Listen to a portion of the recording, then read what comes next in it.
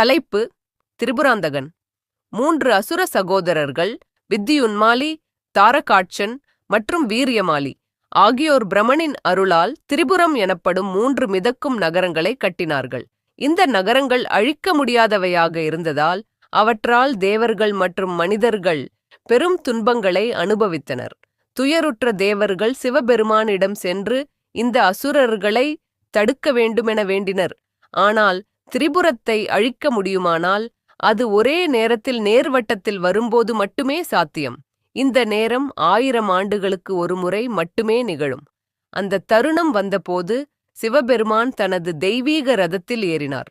அந்த ரதத்துக்கு பூமி உடலாகவும் சூரியன் மற்றும் சந்திரன் சக்கரங்களாகவும் விஷ்ணு பாணமாகவும் இருந்தனர்.